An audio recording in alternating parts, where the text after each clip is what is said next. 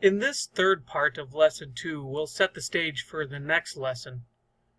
The Israelites had been wandering in the desert for 40 years, all for the purpose of entering the promised land of Canaan. 40 years of complaining, 40 years of frustration, 40 years of intricate details lived in the hopes of finding a permanent home that God had promised to them.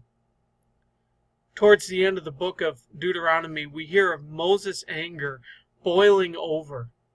The people were complaining about not having enough water, and in anger, Moses defied God's command and took his staff and he smashed a rock. When he did that, water came pouring out of that rock. God told Moses that because he did not follow his command, he would not lead the children of Israel into the promised land. He had led them for 40 years and now was on the cusp of taking it over. But God said no. God took him to a high mountain where he could see the land of Canaan that he had worked so hard for. And then Moses died. It seems harsh until you realize that God took him to a far better land, the eternal promised land of heaven. So now Joshua was the warrior leader that would bring God's people into the promised land. Here's a timeline of the Israelites' time in the promised land. The conquest of the land began in 1406. Then we have some 400 years when the judges ruled the land. That is an unfortunate chapter in Israel's history that we will look at next week. Then Israel was established as a kingdom under King Saul in 1050 BC. We'll talk about some of the events that happened under the kingdom in a follow-up lesson. But all this led up to the fall of Jerusalem at the hands of the Babylonians in 586 BC. This is known as the Babylonian exile. Back to Joshua and the conquest. Canaan was not some barren land that the Israelites could just walk into and settle in.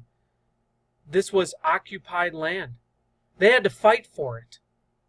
The book of Joshua then highlights 3 different campaigns to take possession of the land. We won't discuss those campaigns here, but the references are listed. You can review those on your time to see how God remained with his people, fulfilling his promise to them. One of the great questions, though, about the book of Joshua is about a just war. Understand that God was speaking directly to his people at this time, and God had given his people a direct command to take over this land. We don't have such a direct command today. So it would be inappropriate for us, in the name of God, to go in and take over some other land because God has not given us that specific command. So this war in Joshua was a war that was commanded by God. It is a struggle to wrap your head around that, but this is what God had promised, and this is what God called his people to do at that time and in that place. As I said before, the coming Messiah was not meant only for the Israelites. One account that highlights this truth is the account of Rahab, a Canaanite prostitute. As we said with Moses and the other leaders in Israel, it is remarkable the people that God uses to carry out his plan. You can review the story of Rahab to see how she assisted the Israelites in taking possession of the land of Canaan. That story is recorded in Joshua chapter 2. But really there's one main reason that I highlight this account of Rahab. Look ahead in the New Testament at Matthew chapter 1. It would be very easy to read over Matthew 1 as just a list of names, and that's exactly what it is. This list of names is the genealogy of Jesus. The gospel writer Matthew was trying to show the Jewish people how Jesus is the Messiah that came from the Jewish line. Take a look at Matthew 1, verse 5. Do you see what person made it into the genealogy of Jesus? You got it. It was this Canaanite prostitute named Rahab. Look ahead at Hebrews chapter 11. This chapter is considered the Heroes of Faith chapter. Guess who's listed as a hero of faith? Hebrews 11 verse 31. Once again, it's Rahab. It says, by faith, the prostitute Rahab, because she welcomed the spies, was not killed with those who were disobedient. This is just one more example that God uses to explain that sinners carry out His plan, and that His salvation is for all nations. Now, don't take this as proof that sin is no big deal. It is. That's why He gave a sacrifice as great as His own Son. But also understand that God will use the most unlikely of heroes to carry out His plan of salvation. Sometimes even when those heroes don't recognize that they're doing it. As the Israelites began to take possession of the land of Canaan, they separated into their 12 different tribes. Each tribe from the 12 sons of Jacob were allotted their own land. The map on the left shows those territories, those tribes. The one that was not given land was the tribe of Levi. Remember that the Levites were the priests. As such, they were allotted space throughout the nation. One interesting thing to note is that the Israelites were required to set up cities of refuge. These cities of refuge were Levitical cities of asylum for people who had inadvertently committed crimes. They could find a safe place in these cities. It's worth noting that these cities of refuge have come up in the political landscape of today with sanctuary cities. I do not intend to get into a political discussion about sanctuary cities. That's not the Bible's intent. But understand that these cities of refuge were required for these people. God was the government. We call this a theocracy. He set the laws of the land and required these cities of refuge.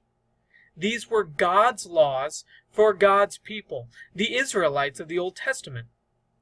Once Israel established kings, they had a new government, a monarchy. I think it's important to understand what God requires of all people of all time. We call this the moral law. And what He required specifically for His people of that day as far as government is concerned. We call that the civil law.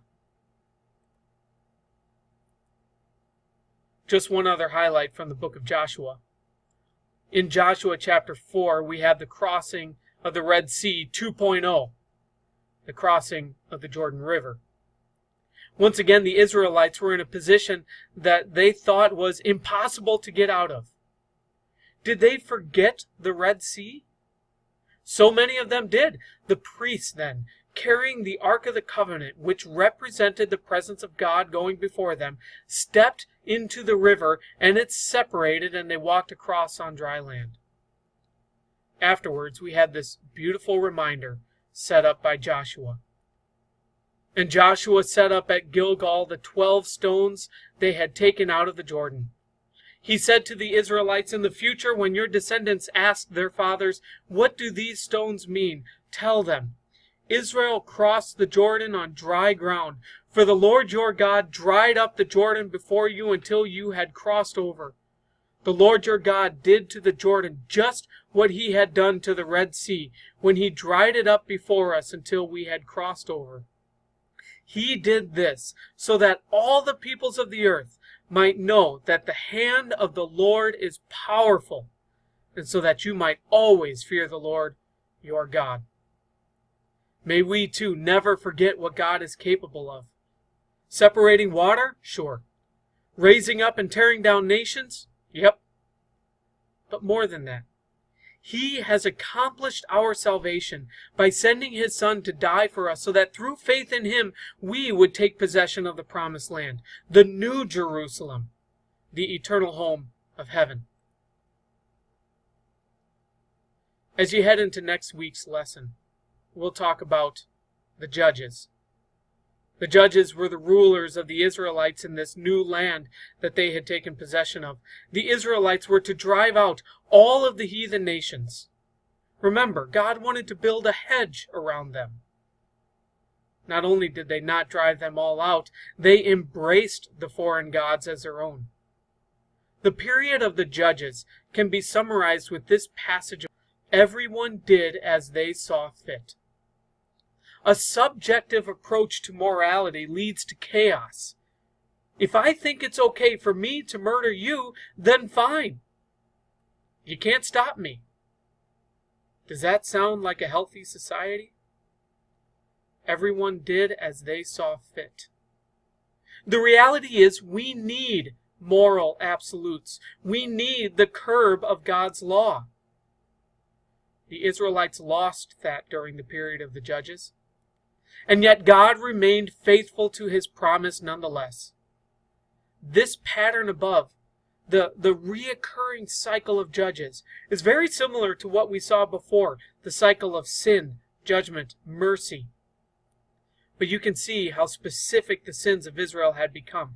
And yet, despite all of their unfaithfulness, God remained faithful because he made a promise. He drew up a covenant with Abraham, and he would not go back on that promise. He would send a Savior through this people. That then concludes Lesson 2. Feel free to review these lectures or check out the Bible Project videos. And when you're ready, take your quiz and respond to the blog post. God bless your week.